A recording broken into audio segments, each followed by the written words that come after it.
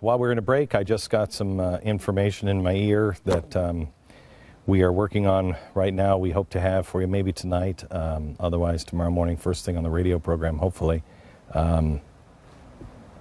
It's not getting better. I'm bringing two guests that know this inside and out. Andy McCarthy, he is the former federal prosecutor, and also Steve Emerson, terrorism expert, executive director of the investigative project on terrorism. The rest of the media is focusing on these two guys, and the Boston bombing was really bad.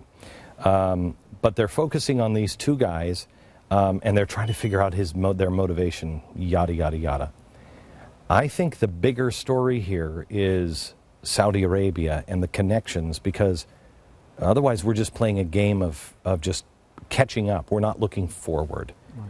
Is this problem, and let me start with you, is this problem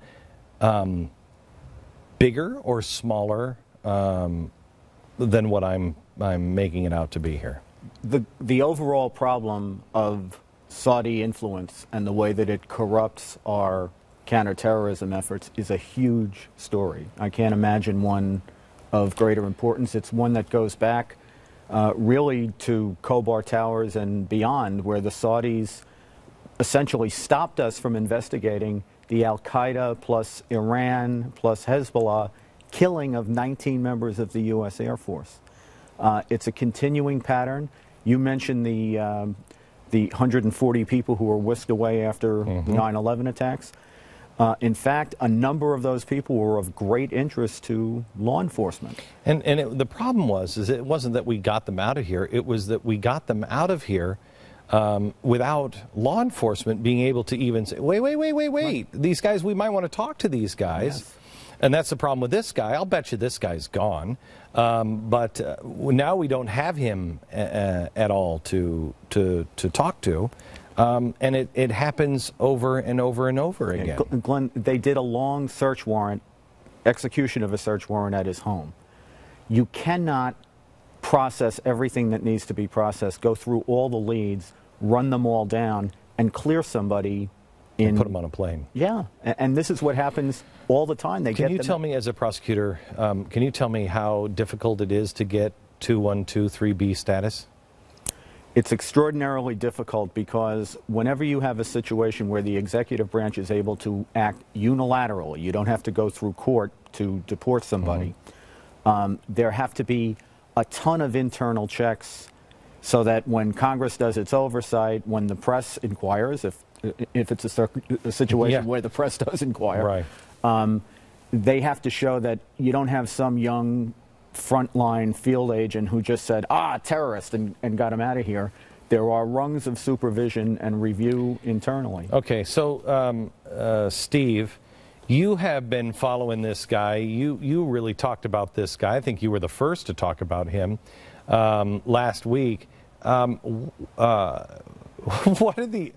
Because what they're saying is, and I think this is, again, just to do a Benghazi tactic on us, to get us talking about nonsense. Oh, I didn't say it was the tape. Yes, you did. No, I didn't. Yes, I did.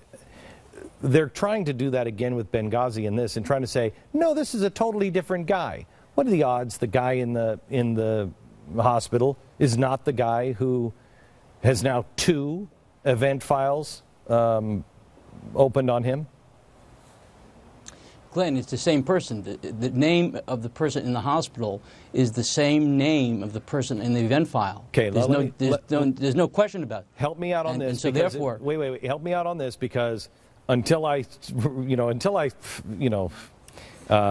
figured out and learned how things work in Saudi Arabia, I could say, well, yes, but there's been a Bill Ayers that has shown up at the White House, and it's not the same Bill Ayers.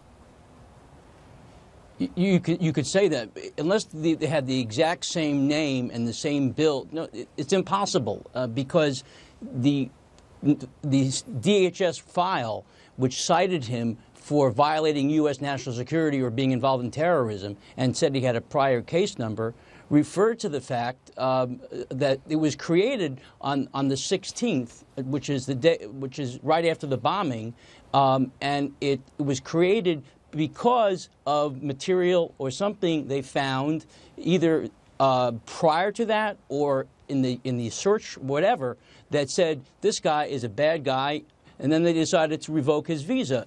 They should have been prosecuting him. So that in itself is a miscarriage of justice. Then a day later, as Andy points out, for them to suddenly exonerate him and say, oh, we're rescinding the visa, the deportation, for them to be able to issue that type of declaration after such a massive amount of information to pursue and follow is impossible.